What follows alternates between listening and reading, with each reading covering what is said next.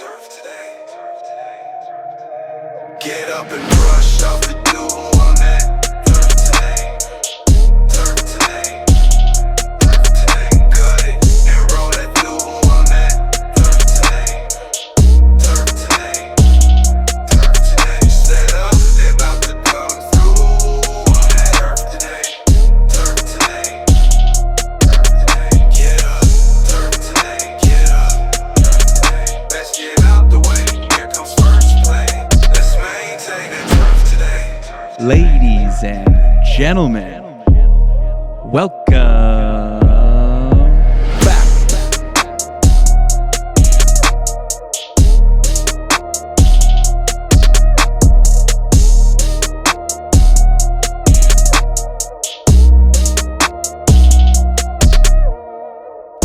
What's going on, everybody? Welcome back to Turf Today, recorded on the Superintendent Network and brought to you by Toro.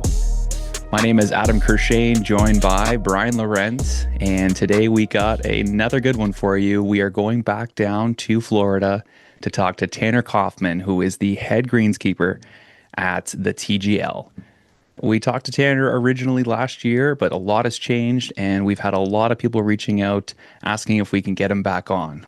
So we'll jump into things with Tanner right after we chat with Brian. What's going on, buddy? Great to see you again. Feeling jacked, ready to roll. Right on, right on. Are you getting Excited to excited? talk to Tanner. Yeah. Are you getting excited to go down to Florida? I am. It's hard to believe it's just around the corner. I mean, it's only a couple weeks away. So a lot to get done between now and then. But yeah, it'll be nice to get down there and see everybody. Yeah, it seems like Orlando's a busy one every time we go down. To a lot of people going down, a lot of people visiting from different areas, and yeah, we got a lot of stuff going on that week, so it's going to be a lot of fun. And it sounds like you're driving too, right? Yeah, I think I'm going to end up driving. So going to have to take a lot of different items with me down there to man a booth, and obviously have to take golf clubs and all that kind of stuff. So it might just be easier to drive down versus shipping it. So it's looking like that's going to be what happens. It saves you a couple bucks too. It's a little bit easier on the wallet, right? Maybe. Depends how you look at it. Yeah. Sometimes it's worth spending the money so you don't have to deal with the headache. But, 14 hours in a car will give me a lot of time to think and plan and whatever else. So, yeah, a lot of murder mystery podcasts. Yeah, I think I've been through every single one of them. So I'm kind of struggling right now to find something else to listen to. Need a new show. Yeah, I gotta find something. Yeah. I'm looking forward to just getting out of this weather, getting down there. Yeah. So many different people we get to connect with, which is going to be huge. And we've struggled the past couple of years of, trying to be in one place to be able to see everybody. And I know this year we're planning on being, at the Toro booth as much as we possibly can. So it'll give us a solid spot for people to come and see us. And I've heard of a few fun things happening in their booth and in other booths coming up. So, keep those notifications on going into showtime, because Turf Today is going to be popular on Instagram. We're going to have a lot of different posts going out. We're turning into a bit of a giveaway group. We do a lot of giveaways, and I think that's something fun for the industry, right? To get different things in people's hands. So I've heard of 3 different giveaways that are going on already, and there might be a couple more in the works. So, and that's just from what we know of. There's always so many different things going on the trade show floor. Like, you can leave there with a bag full of stuff. Yeah, there's how many hundreds of booths out there, and about every single one of them does something. So yeah absolutely. There's going to be a lot going on. Yeah, pack light. Every year I pack full, and I'm at the end. I'm like, what the fuck am I going to put everything? Yeah, exactly. So pack light. Tanner, what's up, big guy? Can you hear us? Can you hear me now? Hey guys, can you hear me? There he is. Perfect. What's going on, big guy? Dude, it's TGL. Like, you guys are known for technology. You haven't figured out the Zoom thing yet, Tanner? I'm a Teams guy. I don't know. Oh, fair enough. I left Zoom back in the dust with COVID. Oh, man. Well, you're a lot younger than me. So, Zoom, I find one I'd stick with, and I tried and true, man. Yeah. I was that guy too with this company doing Teams and Slack and stuff. I was the last person on board. I'm just like, nah, I'm not doing this. This is dumb. And now I'm like, this is all I know. Sorry. Looks like you got is that a new background this year? Looks like you give it a little fresh paint job or what? This is actually the wife's office. Oh, okay. Believe it or not, I just got home from work. So I'm borrowing Jeez. her office for a little bit. Nice, nice. It looks you got a little haircut too. The last few pictures I saw of you, you had the long locks going. I got a little bit of the long locks. I just kept it on top, but Oh, Oh, that a man. boy. Hiding it. I was going for the mullet look for a little while. Yeah, it's popular right now, the hockey hair. Yeah, yeah. So what's new in your world, man? Season two's upon you, and what's cooking out in Florida? Man, season two, I feel like it seemed forever away, and then all of a sudden we're 3 matches deep. Um, so that was quite a journey getting that season two started. Obviously, we got a lot more season coming up, and I don't know if you guys saw the news from a couple days ago. We're bringing the women's league into it now. Yeah. It's very exciting. 2026 is going to be a big year for Tomorrow Sports and TGL. That means you have to That's double awesome. up the amount of plots of grass you have. Double up on a lot of things, A yeah. lot of things. Yeah. A lot of energy drinks. Well, we talked That's to you awesome. kind of at the beginning of last year where you were, a few matches in and things were all just kind of being tested and everything. So take us through kind of the year and some of the successes and some of the things you guys figured out. And yeah, just take us kind of through everything that happened. Yeah, I'm trying to remember exactly when the last time I spoke with you guys. I think it was like beginning of February, maybe. Something like that. Yeah, Yeah. yeah, we're Yeah, it was just a pretty couple early weeks on. into it. I listened to the podcast right when it came out and haven't listened to it since, but all I can remember is I probably came into the conversation with a big boat of confidence, like, we've been testing stuff for 2 years. We've got it figured out. This grass is easy. The season was pretty rough, pretty difficult. Wow. It Uh, doesn't look like that on the outside, though. It looked yeah, like it was a hopefully never massive. saw that on the outside. No. Just a lot of learning, both on the agronomic side and then on the technology side. A lot of us being, TGL, the company, the competition team, listening to fans, listening to the players, getting their feedback and things that we had tested for 2 years solid, thinking that we nailed it on the head. Maybe not. So being able to make quick changes for those of y'all that don't know the TGL gameplay, something we changed mid-season was the use of the hammer. It was a back and forth. Once you threw the hammer, that means the other team got the hammer, and then you couldn't throw it until they threw it back at you. So we changed that rule to be, every team has 3 hammers, so they can throw it whenever they want to. And there's rules that were cut back, and I think that made the matches a lot more interesting. Those first couple matches were blowouts. I think they were like 11-1, 10-1, and so they kind of got old after a couple holes of someone getting their butts whooped. Um, Tiger. But You're buddies with but them now, eh? So you could take those shots. yeah. I'm a little more confident with that. Yeah. Sun's barely up, dew still on the fairways, and the crew's already rolling. This is where mornings matter, and Toro delivers. From stripes that pop to cuts that stay true, Toro mowers bring power, precision, and reliability, day after day, and just like us, season after season. Less downtime, cleaner cuts, more time to make the course look elite. Because on a golf course, every pass counts, and when it's time to mow like a pro, you mow Toro. Toro, always solving, always evolving. But yeah, I mean, lots of learning. With this being a turf podcast from the agronomic side, for me, I feel like I'm the only person in the world that's got this system that I'm doing. And when you really think about it, I've got a 3-inch root zone, and this 3-inch root zone is suspended in the air, 10 inches. So all of the agronomic things that you've been taught in school and learning and root development and leaching and pesticides, you just got to throw that book out the window. And so that's kind of what I learned last season was some of the stuff that I've been doing for years, some of the products that I've loved for years, maybe not working in this specific situation. Just because, that 3-inch root zone, I leach very quickly. With it being suspended, that root zone temperature basically matches ambient temperature, which in Florida, not that bad. However, the past couple of weeks, we've had a day or two that we would drop down into the 30s overnight, and my soil temperature is at 40.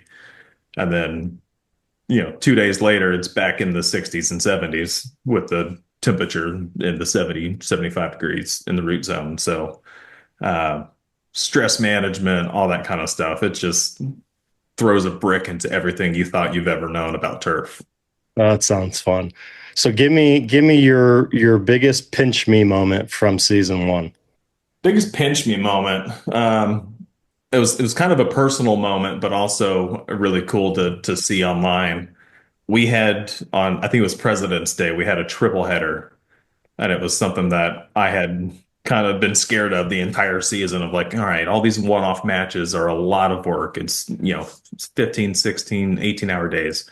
How am I going to do 3 matches in one day? And then the broadcast team comes in and is like, hey, just so you know, in between the games, we had an hour and we're still live on the air. So we're going to try to be doing fillers. We're going to be doing interviews. We're going to be doing all this kind of stuff. Um, and so I had just gotten married on Valentine's Day, which was the Friday before this Monday. Our immediate families knew, but our extended families didn't know. The friend groups didn't really know unless they were really close to us. We kind of kept it very low key, cool courthouse kind of thing. Go to the beach later, and so there's a famous interview of Marty Smith riding the turf trolley into the building, and then as we put him into the turf tray tee box area, he congratulates me on my marriage, and congratulates me on my wedding to all of the people watching ESPN. So it was live on ESPN. And I don't know who told Marty Smith that I got married. It had to have been one of our close Marty just digs that technology. kind of stuff up. He's pretty good. Yeah. And so like you can see on my face a little bit in the video, I'm like, oh, thank you. And at that exact moment, my wife was in the air flying from Florida to Charlotte. So she lands and she's probably got 50 text messages from people like, do you have something to tell me? Yeah. iPhone's blowing up. It's like, did you get married? I'm like, "Ah, Marty, thanks, man. That's awesome. So Too cool, man. That was I a love fun that. day. Everybody was like, "Oh, Marty Smith doing an interview riding the trolley in the air was really cool." I was like, "Yeah." And then he announced my wedding. To Yeah, thanks for everybody. spilling the beans, buddy. Yeah, but hey, what a way to find out, Yeah. Yeah, Did you yeah. get a few extra wedding presents out of that deal then? Did you just all of a sudden get a bunch Maybe. of stuff showing up at the door? Yeah, it's like how many people can say they got their marriage announced on live ESPN television as a groundskeeper? Yeah, that's kind of cool. So what about the other side of things? As superintendents or people running the golf course, there's always days that kind of don't go our way. Was there ever one where you were like, oh, I don't know how we're gonna get through this? I mean, there were numerous days like that, and it kind of goes back to all those learning moments of trying to work with this 3-inch root zone. I had a huge Pythium outbreak probably 2 days before the first match, season one, and so that was a fun thing to try to work through a little bit of turf colorant and things like that to make it look good on TV. Um, as you've probably seen, bunker shots pretty much all year season one. These players were just leaving it in the bunker. I mean, they'd swing it. You'd see buckets worth of sand flying out of the bunkers, and the ball would just go 2 feet. And I'm like, I don't know what to tell you, man. Like, this is some top quality sand. I'm watering it before the match. So we've kind of fixed that with a better watering schedule, tripling the amount of water. This thing's basically a pond up until match time where it finally seeps through Wow. and it becomes playable. And so this year, the players have actually given us good feedback on, well, thanks for fixing the bunkers. I'm like, yeah, I basically just flood them. And then even then, we had one left in the bunker. I think the first match. I'm like, cool, thanks, guys. But that was a player thing. That wasn't the sand. That wasn't a sand issue. I don't take credit for that one. I mean, I could probably go through a bunch of them. I think the most recent one, season two, I won't go into details, but we had a rough night last week with one of our groundskeepers that are match day groundskeepers having a pretty serious injury. And it's just kind of some of those reminders, always be looking out for your guys, always be looking out for what could go wrong, because if something could go wrong, it's probably going to one day. Hmm. So that's been a real focus for me this past week of, looking at our operation now that we've kind of gotten the groove and the swing of things, what can we tweak and change to make sure, we're all being safe with it and fans that are close by are being safe with it. So, like I said, I won't go into too much detail on that one, but always got to have those reminders of, look out for your guys and they'll look out for you. Well, you've got it's a whole different level for you because you got cranes moving all over the place and skid steers moving around, and you've got all sorts of stuff going on. So, I mean, that's a lot to think about. So from season 1 to season 2, from your operations standpoint, what's been the biggest change? From the operations standpoint, not too much, honestly. The venue itself has had a whole lot of change. I'm sure you've seen online. Our green size has been almost doubled. Well, let me rephrase that. The green size itself is about 38% larger, but the playable areas of the green is about doubled. We've taken the slopes and cut those by at least 40%, which make them a lot more playable.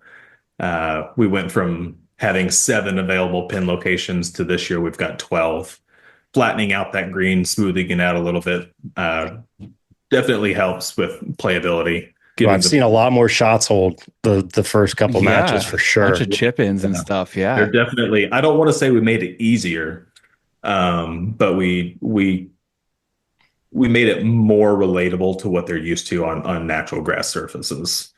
So one of those big changes were on that turntable that spins, all of the grass is now facing the green. So there's not any chips that are going against the grain. We kind of weighed the pros and cons of that one, and I did a couple test trials, showing the broadcast team and the VP of competition, like, hey, like just like natural grass, getting different colors with different directions of mowing and stuff. If we're facing the artificial turf all towards the green, you're gonna see a lot of the seams. You're gonna see color changes based off of your viewpoint going around, kind of looking like a pinwheel. But the benefit is easier shots, better shots, more predictable shots for the player. And so it's just overall a much better green. And so we went with playability over aesthetics this season. And I think it's like you said, Brian, we had 3 or 4 chip-ins last match. Yeah. And they were all like pretty good shots. Mm-hmm. So I think the players definitely appreciate that from us. Well, I love those shots because they always get it from the flag camera, and I know that might be tough to do outside. But why aren't we putting cameras on the flags? Like you can get it on a gimbal or something. It's coming. Yeah, that's such a cool angle from guys putting, not putting, but chipping or being off the green, or even if there's a conversation going on or something, you can catch that with that camera. I think that's a cool one that you guys did. I know a lot of people have been writing in.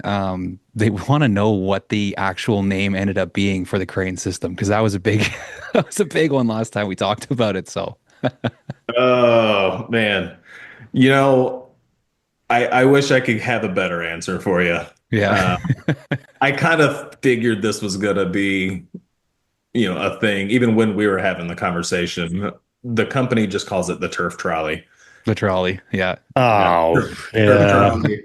Man. After we spoke, I kind of threw out a couple names. The grasshopper was a good one That is a good one.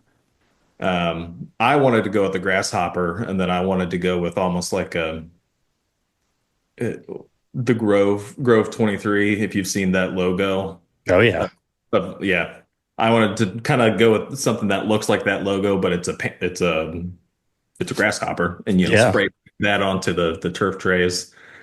I think someone said the fairway highway Oh, that's a good one too. last time, but Dude, yeah, Grasshopper, you sold me on it. That's Like, good. I mean, the merch sales for that alone Oh would be yeah. insane. I mean, let's yeah, be honest, like every reputable facility has a secondary logo and some sort of nickname. So you can trademark this, you can do all that stuff. It's yeah. Maybe I do it you got anyway. it. Just do it You got it. anyways. Yeah. Start spray 100%. painting that logo Company, everywhere. Start selling yeah, the hats. Who company cares? can call it turf trolley, and I'll just say, "Oh, the grasshopper." Yeah. Turf trolley. I What's would that? I would order all sorts of swag from that. If you do that grasshopper logo like Grove 23, like that's going to be almost my entire wardrobe. That thing would be sick. That would be cool. All right, I know what I'm doing this spring. Then There you go. There you I'm go. making some stencils for the next match. Beautiful. Beautiful. That is awesome. It's better than like Craney McCrane face. That's like always the go-to when they do those naming contests for different things. Yeah. Yeah, Well, I know yeah, last time we talked about it, maybe it was you, Tanner, called it the dragon, and they said like you could have fire and smoke every time one comes out, and like have the audio and everything. It's like, oh, back up, the yeah. dragon's coming No, through. I think the dragon actually came from a broadcast team. Oh, okay, maybe. The broadcast team, they've got different nicknames for different cameras and stuff like that, and they just started calling it the dragon. I'm like, that doesn't make sense. But okay, the dragon's flying. So Oh from the gosh. turf side of things, Tanner, I mean, what kind of feedback were you getting from players, from the boxes of turf and how much consideration did you take from those comments and what kind of changes, if any, did you make for the playability there? Yeah, so that was actually an interesting kind of movement throughout the season. Having a golf course background and then going into professional sports, you always look at the surface as being something that can accept either a ball or a player safely the way that you expect it to.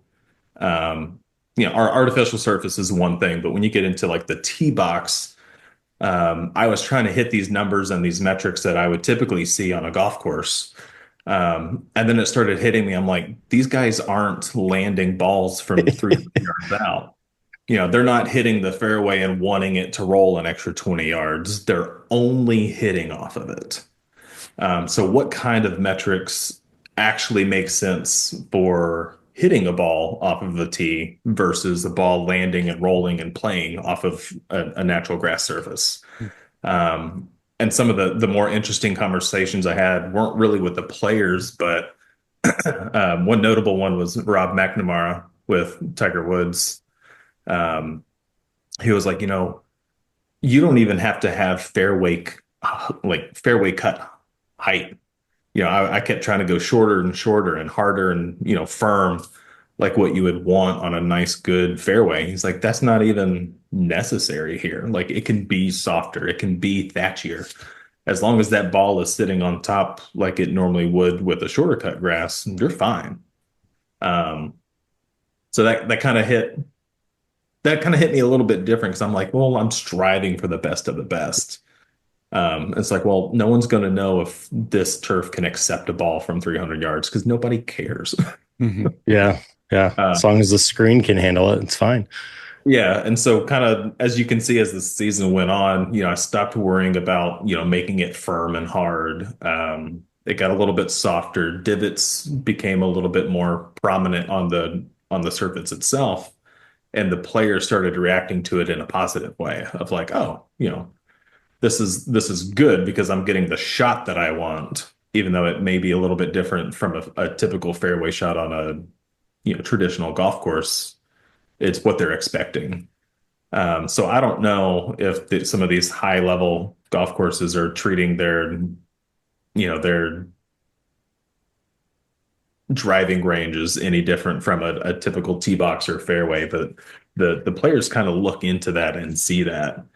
So that was kind of a big change that we kind of shifted throughout the season of, me putting my pride aside of having the best fairway style tee boxes and just be like, give them something that the players want to hit off of.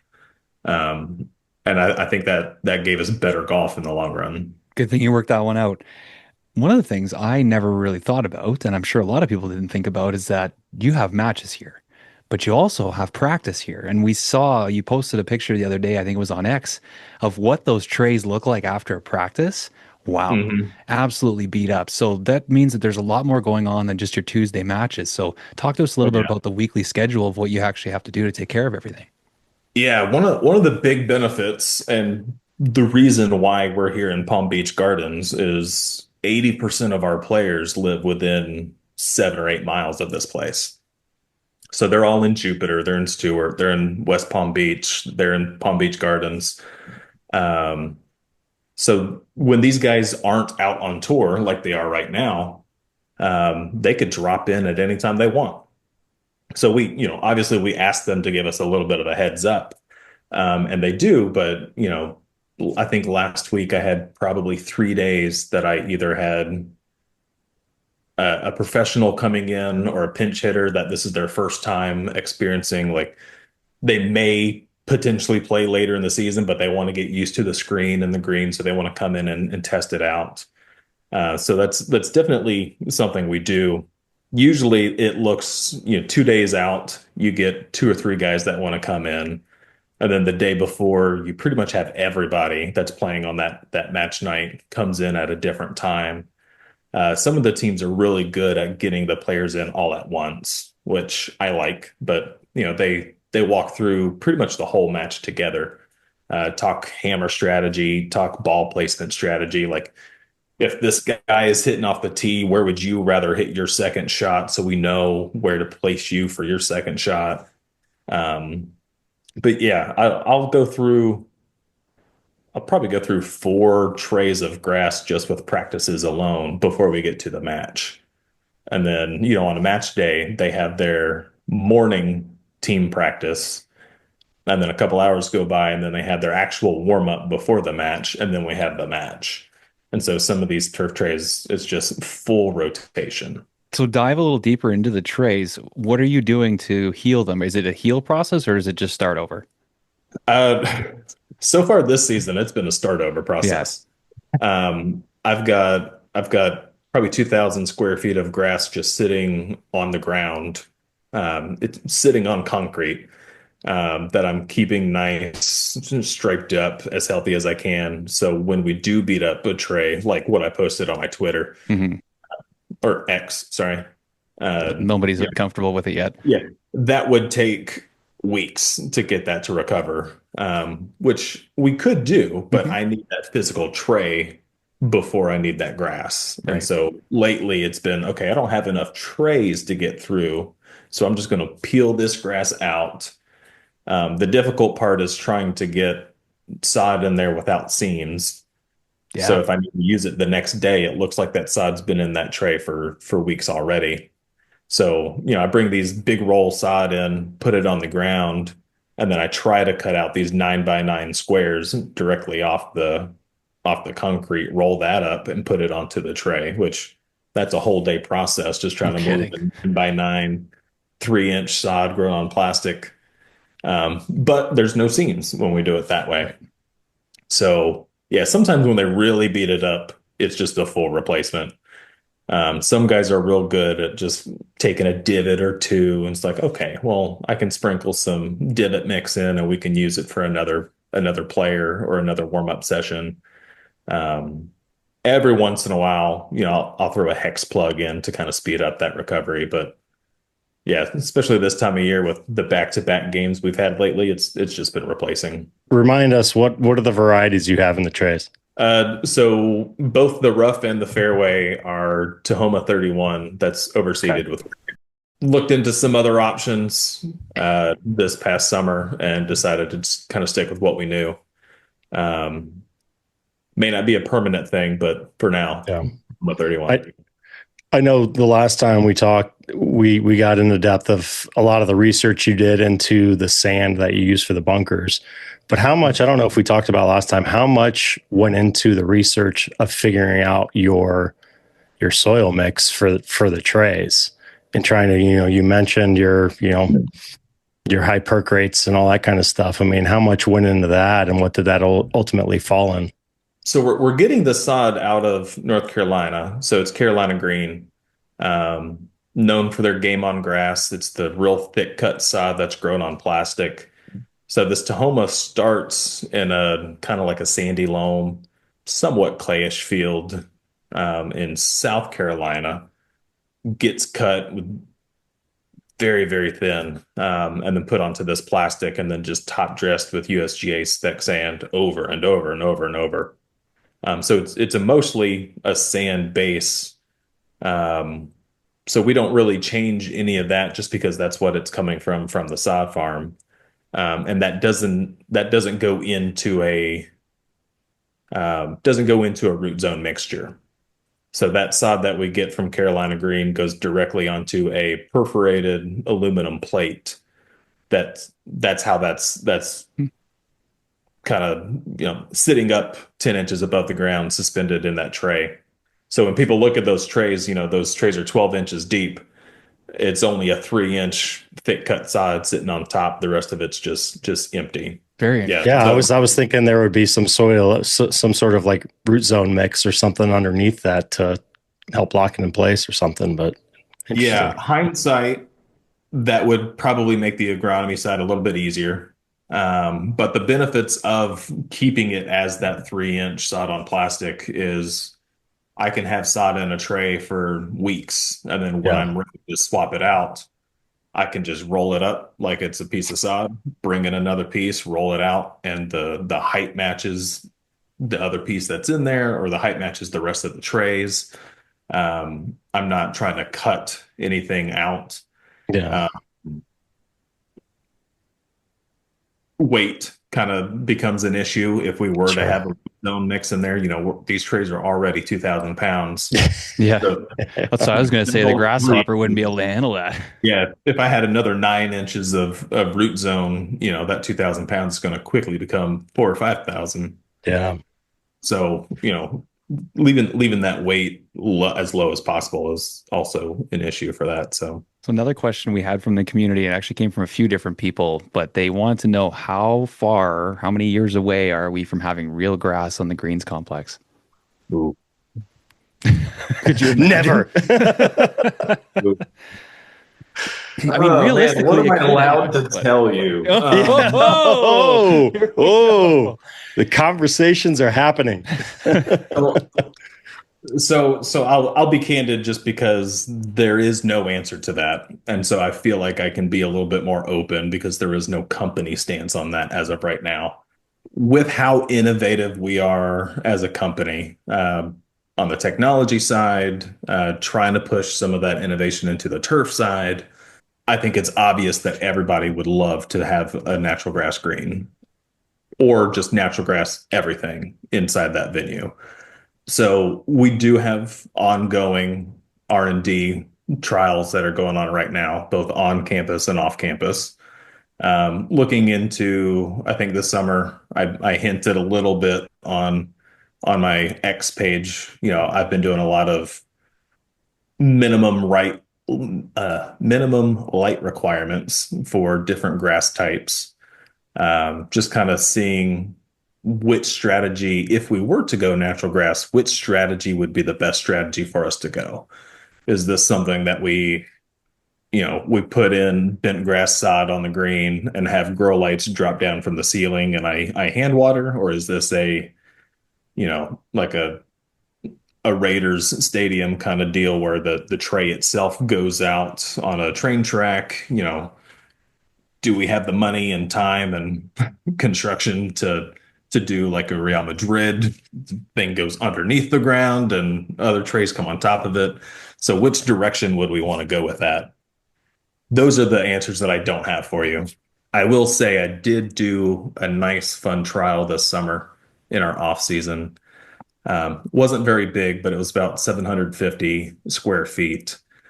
I did bent grass indoors with a SGL grow light LED. And then we built a capillary flow system underneath it. So for, I think it was 87 days, I had a bent grass green cut to a green's height not an aggressive greens height. But the proof of concept was to prove that we could grow a green indoors and it survive. That was kind of the first trial run at this. So the thought process of, well, can I water from underneath, was because, we've got all the technology inside the green. I think that capillary system of watering from underneath and being able to change those moisture levels from below instead of sprinklers or hoses from the top was a lot safer for the technology and the jacks and all that different aspect. So we did do a lot of trials on that. Successful. I'd say it was pretty successful just because the grass didn't die. That was the only goal. Um, Now, as far as puttability, it was puttable. We did learn a lot of things about the root zone. That's going to have to be very meticulously curated if we were to go this capillary route. You got to have sand that can release water at a certain rate, but also absorb water vertically at a certain rate. And that sand that matches or checks both of those check boxes may not be the best sand for turfgrass growth or for firmness or for ball speed. And so trying to play with those different sand types to find, okay, which sand type is going to check all of our boxes for an indoor putting green full time is going to be our next challenge. And I think we're well on the way for that. We are back with another Ask the Agronomist segment featuring PhD agronomist Tony Goldsby from the Andersons. Our question today comes in from Darren Fox.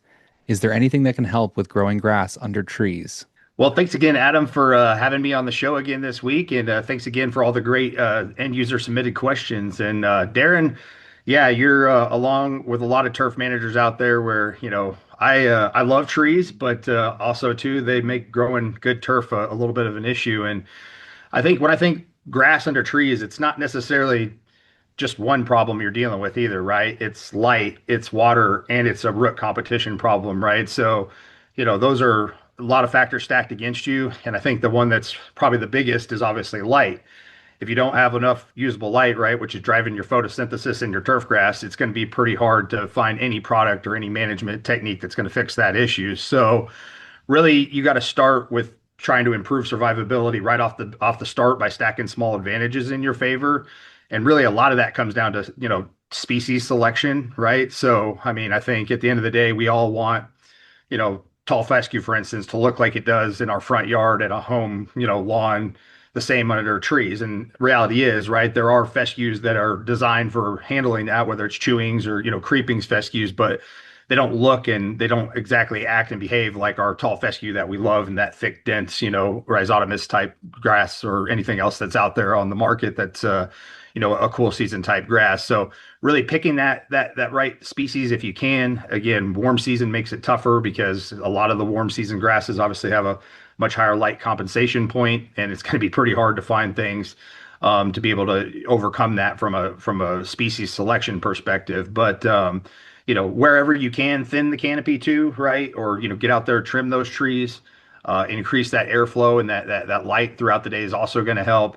And then mowing higher wherever you can too, right? Because back to kind of the photosynthesis piece being really, at its lowest capabilities underneath a canopy, fighting for that light with tree leaves. You want all the photosynthetic turf grass area you can, right, to be able to try to intercept what it can and keep driving photosynthesis. So I think all those factors together can kind of help get you going. And then really, I think ultimately at the end of the day, whether it's you as, the person managing it or, your members or the people that are there, they got to have a little bit of a mindset shift in like what's good looking turf underneath trees, right? So that might not exactly look like what it does outside on the beautiful fairways and the other places that we manage on the course, right? But the grasses that are there have obviously been selected for the best usages that we can make them. And although they are different, I think they're pretty still in their own right or regard. And it always makes it fun because obviously being a pretty much a hack golfer, I get a good look at all those grasses that are in the places you're not supposed to be playing. So that's okay, and I'm glad to have them out there for us. But ultimately, try to do your best to stack the cards in your favor when you're selecting the turf you're putting underneath there. Yeah, some great tips there. And I was just thinking the same thing. Like, how many times are you standing under a tree ready to hit a shot and there's actually nice turf under there? It's usually pine straw or roots or something else. You're hoping you're not on a route, right? Yeah, yeah. Can I get a little relief here? So for sure. Awesome. Well, this wraps up another Ask the Agronomist segment featuring Dr. Tony Goldsby from the Andersons. Two-part question here for you, Tanner. All your time hanging around all these guys now in the facility, they're coming and going. We all know Tiger, JT, Kiz, they're all great trash talkers. Who is the best underrated trash talker? And then who is the grass geek of TGL that's constantly asking you about grass? Oh, okay. I don't know if he's an underrated trash talker. I just feel like he hasn't shown his full potential in trash talking at TGL quite yet, and that's Xander Schauffele. Ooh, okay. Yeah. Yeah, I he's think- usually low key. You don't see him in tournaments and stuff like that being as Yeah. outgoing. We got a little bit of a glimpse of him at the Skins game. Yeah. I don't want to say he carried that broadcast, but he was the most interesting, definitely very interesting with that hot mic with the Skins game. We've had multiple test matches too that Schauffele was part of, and some of his trash talk during those test matches. I'm like, dude, why aren't you saying this during the match? And he's just so funny. And you're right. You see him at typical tournaments, and you don't really think that a lot. But yeah, Xander Schauffele, I think he can, if he wanted to just rip you to pieces, I think he knows just what to say to get under your skin, even if it's stupid and doesn't make sense. If it's under your skin, he knows it and he's going to say it. I love that. So yeah, the first part of that question, definitely Xander Schauffele. I think the more of these, people call them YouTube style events, like the Skins game, I think the more comfortable he gets with talking to broadcast, we're going to see a lot more of that from him this year. Nice. The grass nerd, I'll say all of them are grass nerds. These golfers know every single aspect of their game, from their swing to the putt, but they know so much about grass. Some of it's maybe a little incorrect. That was going to be a follow-up since you went there. It was like, how much of his actual legit knowledge? Yeah, some of them I'm like, I don't know who you heard. We'll that. have members like that at our courses. Yeah. All right, carry on. But they do know a lot, and they do know, like, oh, if the ground is going to be harder tonight versus in practice, then my spin rate's going to be X% better. And so they're able to take the turf data that I've got and convert that into what they're using kind of throughout the match to build their expectations of how their ball is going to land. I'll say the number one person, though, that is more vocal about it is Patrick Cantley. I think he's vocal about a lot of things, and sometimes the grass is one of those things, and sometimes it's good, sometimes it's bad. But definitely when he's in for practices, if I'm not mistaken, I think he has an engineering degree. I think someone told me that. I think you're right. Yeah. So Wouldn't I think surprise me. It's calculated. just naturally calculating data and numbers. And there was a viral moment in the last match where, like, off his head, he was calculating like a percentage win rate of if we threw the hammer now versus later. So, like, I think his mind is just mathematically clicking all the time. And sometimes he'll come into the venue on a practice and start asking me questions or start asking my boss questions. I'm just like, does that matter to you? Why? Like, I can get you these answers. And I always try to, but whatever they do, the data they do. So if he's got that super smart, engineering, mechanical brain, good for him. So with that interaction with these players and kind of hearing and kind of changing your mindset on the way you're setting up those, the squares of turf, if you put yourself into a superintendent's role again, are they providing you information from a player's perspective that would potentially change your approach if you ever went back to a regulation golf course? What a question. That's a fantastic question. As much as I want to say yes, I think it's a lot less. It's more of a no. Yeah. In a superintendent's role, even in like a sports field management role, um, the grass health and the playability is always, number one, along with, player safety on the sports side of things. I am a very different situation compared to you guys. I've got 3,000 square feet of natural grass. My coworkers laugh because I don't weed eat it. I use scissors to cut the edges of the trays right before a match. And they're like, why do you do that? I'm like, well, because I can. These are Yeah. these are 9 foot by 9 foot boxes. You can't Don't post that on X. You'll get blown up, dude. Anytime anyone sees scissors on X, they lose their minds. I know, but I'm just like, you can't expect your average superintendent to go out to the driving range and use scissors to cut along the sidewalk. Like that's just not a feasible option. Versus me, I'm like, okay, it takes me about the same amount of time to do it with a weed eater versus the scissors. And I know for a fact I'm not going to get scalped edges with the scissors. So sometimes I'll just real quickly go around the edges with scissors and then take a pocket knife and edge it with a knife. And then it takes me 2 minutes to do a 9 by 9 foot tray. So on a match night, cool, 2 minutes, perfect edges. We look good. I didn't risk that weed eater getting out of hand and, you know, getting those little scalp marks that nobody likes. I use that as an example, but you know, these tee boxes are curated for this event. This year, I don't know if you pay attention to the tee boxes, the first three matches, I even did the mow pattern to where the center of the box, the grain was going towards the screen. You can't expect your superintendents at a typical traditional golf course to mow your fairways bold stripe to the green just because it's going to help your game.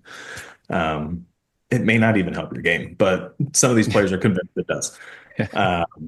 So some of the things I do, like I said, it's just so curated to the game and to really making these players look good on TV, that you just can't expect a ground staff to do that.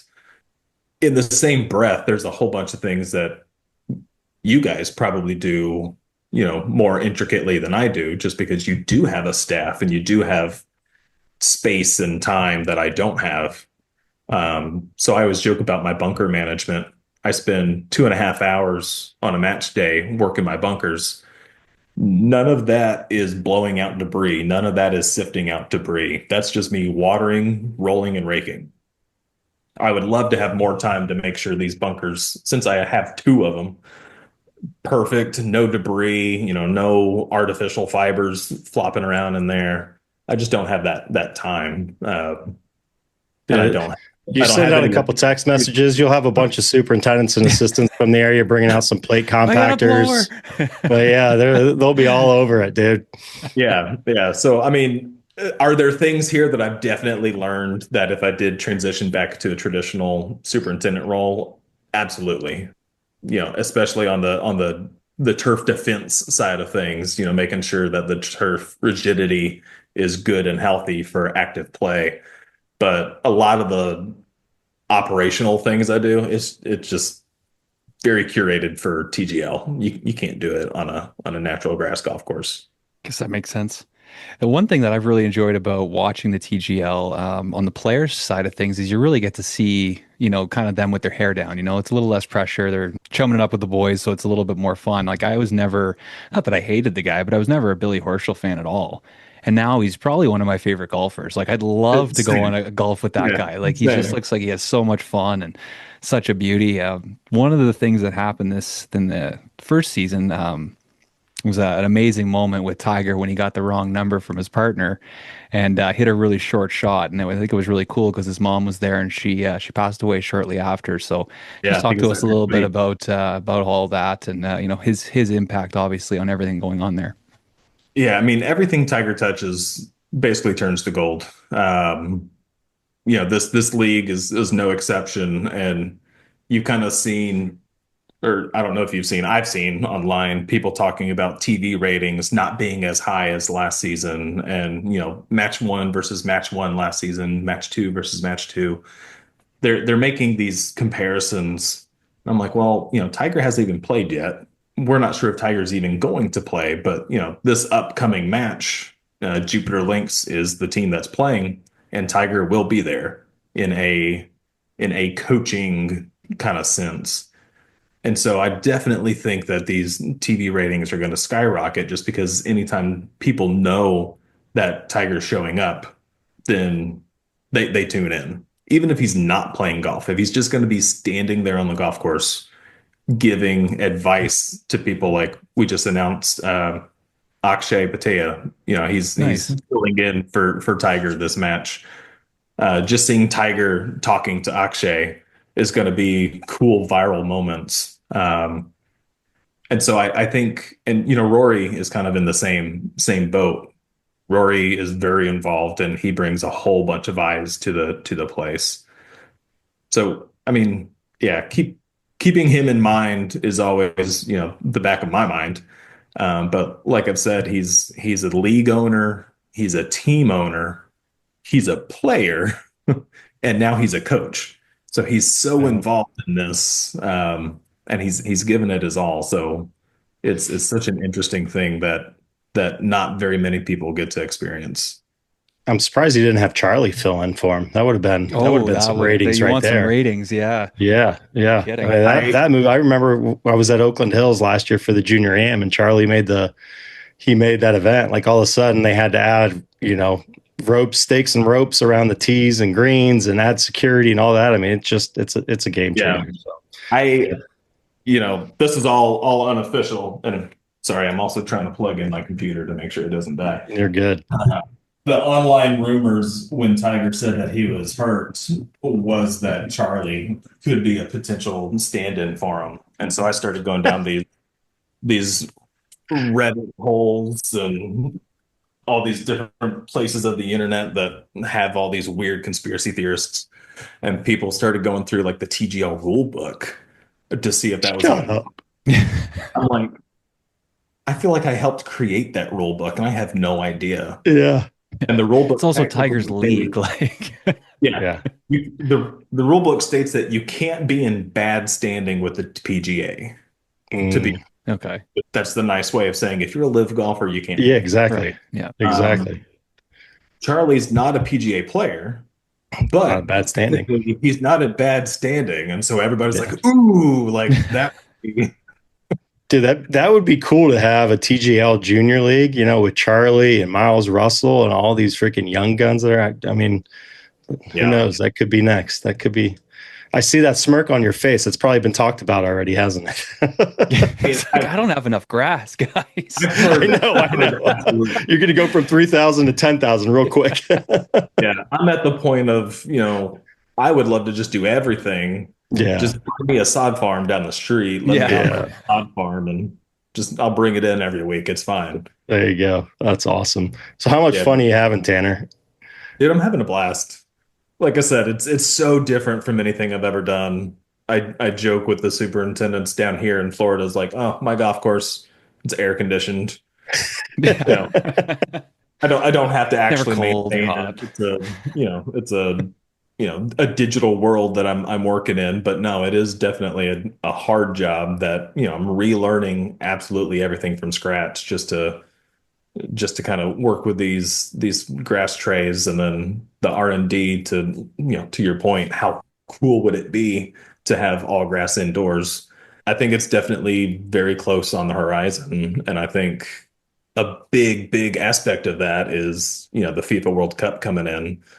The amount of money and research that's going into that, both at Michigan and Tennessee, like we're making advancements in the turf industry 10 times the speed we were before, really just because of one soccer tournament. So that's pretty incredible that a tournament can come in like that and flip the whole turf grass industry.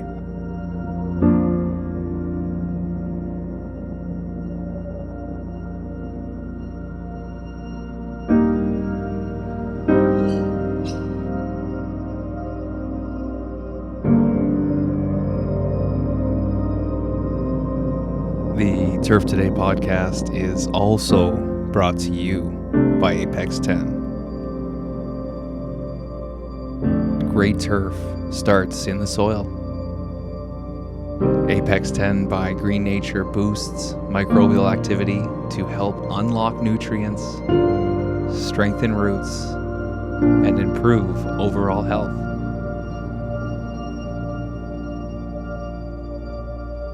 It works with biology to build better soil and more consistent playing conditions.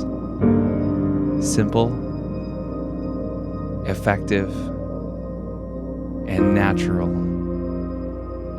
Apex 10 helps your turf perform from the ground up.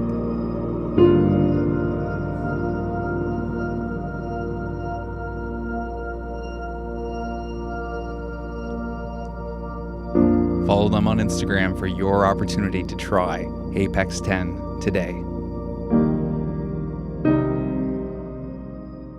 How many consulting gigs have you picked up with these players that ask you to come out and take care of the yards Yeah. or their courses, their putting greens at their house and stuff? Not much, but I'm definitely Okay. I'm definitely getting the questions. Yeah. A couple of them have my phone number. Well, what do you think about this? Or some Can you of them come out have and a look at this? groundskeeper, and when their groundskeeper will suggest something, they text me like, "Hey, does this sound right for you?" Sure, why not? So you've probably seen some of them. Who would you say has the best setup in their backyard or at home? Well, I mean, obviously Tiger. Yeah. He's got different greens and different grasses in his backyard, right? It's incredible, and what's funny was when we did our sand selection. That was a blind selection for me. It ended up being that SP55 sand, and it's very difficult. It's expensive. They're like, "Oh yeah, Tiger's got it in his backyard," and I'm like, "Well, why is Tiger leaving the ball in the sand all the time?" And so it actually got to the point last season. I was like, "Hey, I'm going to talk to Tiger's groundskeeper. I'm going to talk with his manager and go look at this sand, look at this, the differences in the sand, because technically we have the same sand. So why is it so different here?" And I very quickly realized, I was like, "Oh, that's because Tiger's backyard sand is probably 12 years old. Yeah. Yeah. It's got so much, native material that's decomposing in there. It's got fertilizer overthrow. It's got all this dirt, clay mix, rocks." I was like, "Well, it's not quite as pure as what we've got now."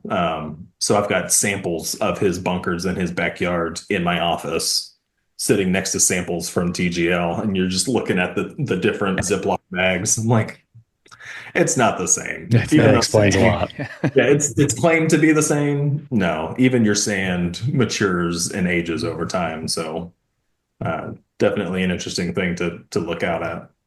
What's the thing you're most excited about here with season 2, or maybe even beyond?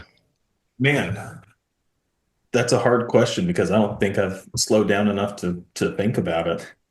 I think the growth of the company is something to keep an eye on. Our parent company, Tomorrow Sports, is what I like. That's my actual employer, is Tomorrow Sports. So if you start looking at, we just announced the Women's League. Big deal. That's going to start later this year. Some of the women golfers that we already have signed are big names. If you know anything about women's golf, and I don't, and I know these names.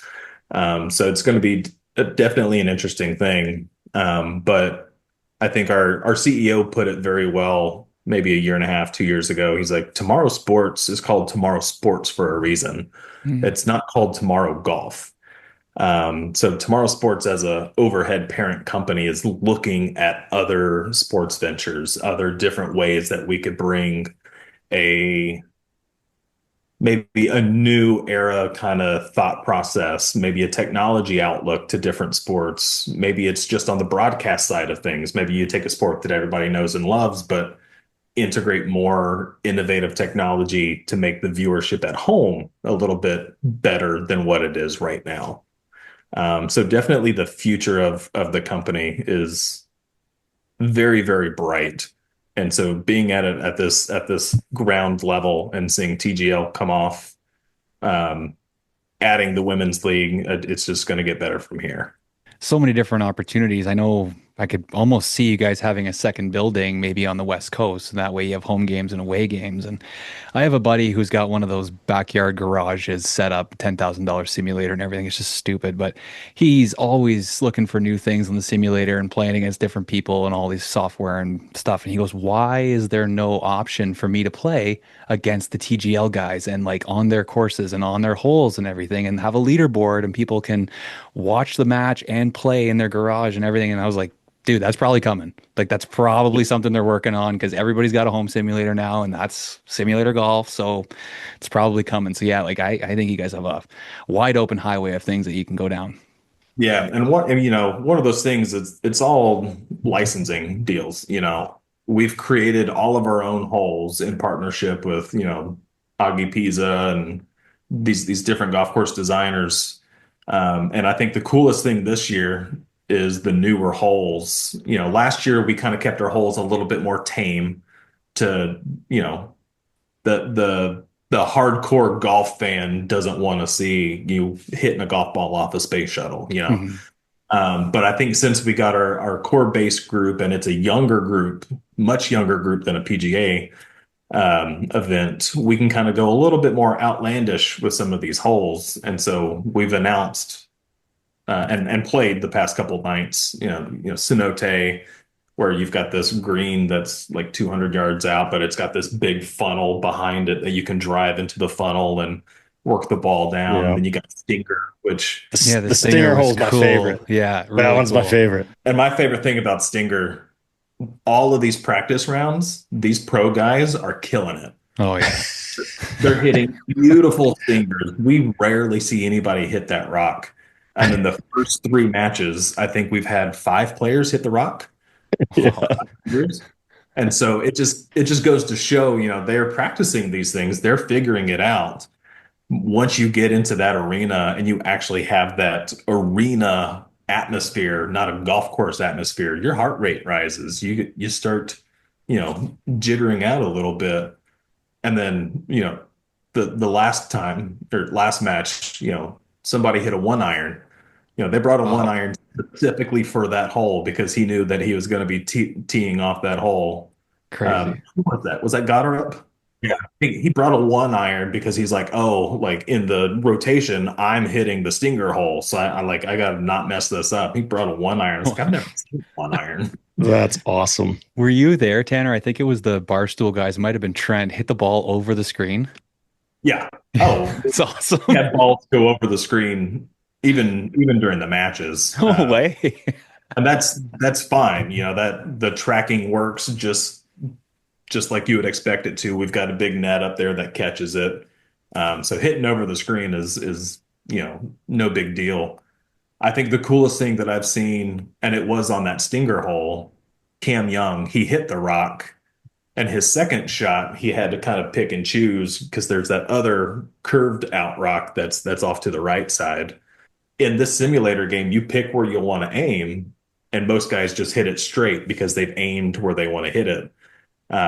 Cam Young kind of took our advice, like, hey, you can aim it here. If you hit the right side of the screen, your ball's going to the right. And so he hit this, he aimed almost right at the rock and aimed his actual ball maybe 2 feet in from the edge of the screen. And I think that was the first time we saw a player aim somewhere different from where he aimed at in the game. And it was probably the coolest shot I've ever seen in TGL.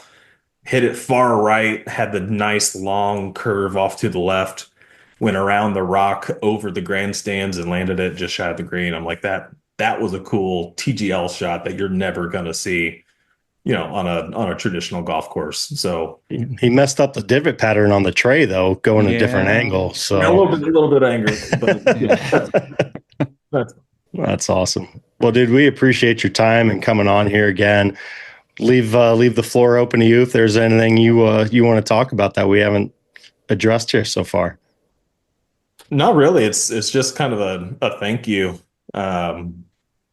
Obviously to you guys for getting the story out about TGL and kind of my journey, but anybody that's listening, I feel like this past year, I feel like I've been very blessed with different people reaching out, different people asking questions, and kind of learning about what's going on down here. I feel like I get a lot of exposure on television and on social media from the teams and the league itself, and so I feel like that's something most groundskeepers don't get. And I think I said it last time I was on the podcast with you guys. Like, people think what I do is so cool, and like the only thing that's in my head is, you don't even know, because what I'm doing is just mowing and watering this grass. If you think what I'm doing is cool, you should look at your local superintendent and see what they're doing, because they're doing so much, in my head, so much cooler things with bigger equipment, better equipment. It's just, if you think what I'm doing is cool, you have no idea what's actually going on in your own backyard at your own home course. So guys like yourself, obviously getting that word out. I don't think your audience is much far out than superintendents and distributors, but maybe if we can get some of those stories out online, then a lot of more people start paying attention to their own superintendents a little bit more and realizing just how cool the industry is. And then I think it'll grow and skyrocket once people see just how much fun we have. So 100%.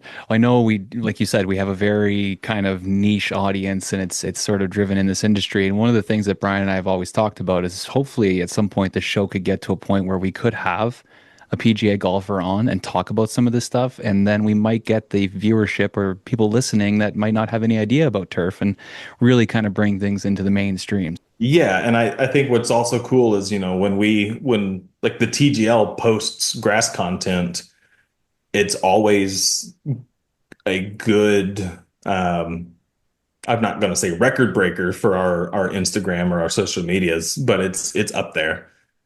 We had an all staff meeting late last year, and it was, they were poking fun at me and joking that the top two videos from season one was Tiger, and the second best video we've ever made was Tanner. And everybody was cracking up. They're like, grass content sells. Like, when people see how the grass is maintained and how, all that kind of stuff, like, people tune in, they like it, they watch it from start to finish. It's just, we need more of that out there. So if there's anything I can do to get more of that out there, as much as I don't like being in front of the camera, I'll do it.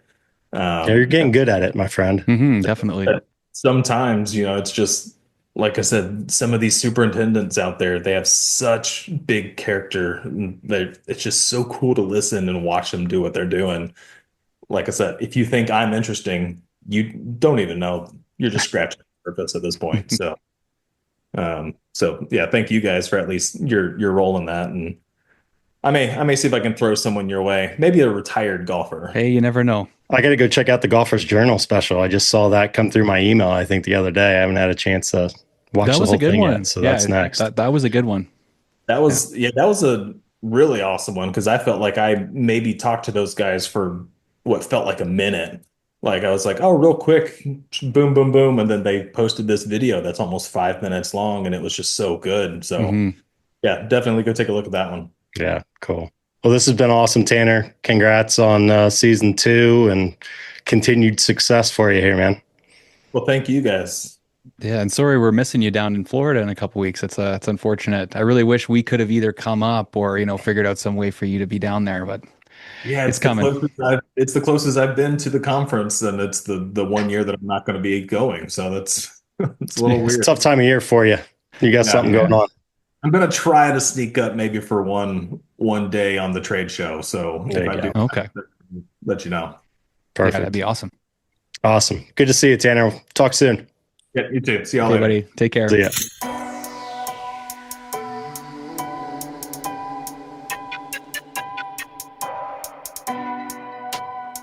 Introducing the Anderson's SR2000 Pro Rotary Spreader.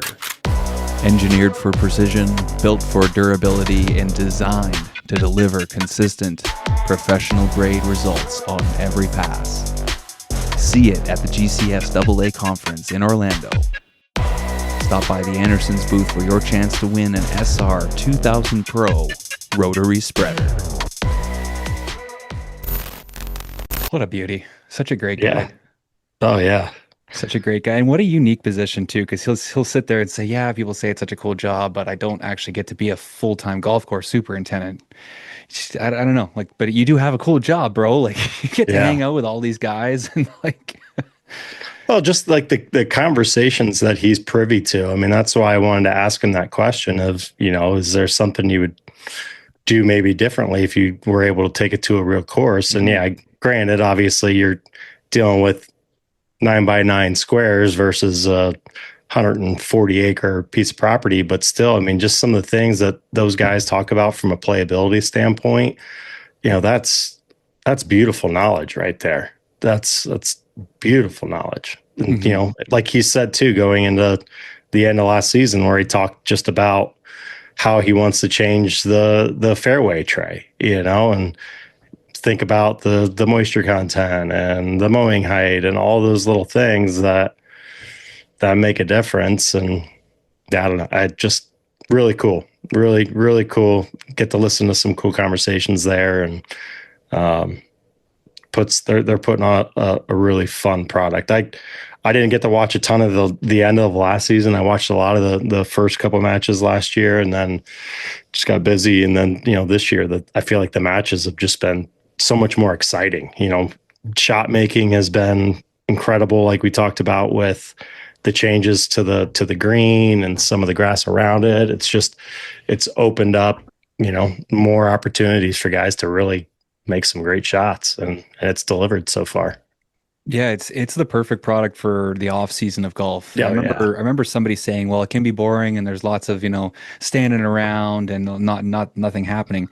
Well, have you ever watched golf? That's how golf is. Like it's a slow sport. You can kind of have it on in the background. You can wait till the guy gets up to hit his putt to really focus. Like you can bounce around a little bit. TGL is no different. Like they take a few breaks. They're walking around. They're talking to a guy, doing an interview. This guy's hitting a shot. Now we're going to the green. So it's very, very similar to golf. But I find the production value and the entertainment value is always up. Like I always enjoy watching it.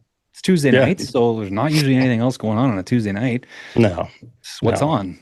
Yeah. No, it's perfect. It's perfect for this time of year, and they found a nice little niche, and it's only going to get better. Right. This is only season number 2. So they're only going to continue to learn and push out a great product. So no question. And they're in such a great spot with Tanner because he came in there. He cares so much. He wants to get better. He wants to learn. And every year that he does this, he gets better at that job and more of a professional at that specific job. Right. And if they are going to expand one day, or they're going to have other things going on where they need other indoor turf facilities and stuff, I think he's going to be right there at the forefront to help with a lot of that kind of stuff. So he might have some tough days and some long weeks and things like that, but he's really building something that's, going to help our entire industry in this future. Yeah. Yep. No question. No, that was a great interview. It was great to catch up with him. We got a couple of cool ones coming to you guys next week, and the week after, and then we are heading to the show. So it's, can't really say too much else right now. We will, announce a few things closer to the show when we kind of get it all going, but everybody's sort of getting back to work in the last couple of weeks and putting their final plans and organization and everything into what's going to happen down in Orlando. But it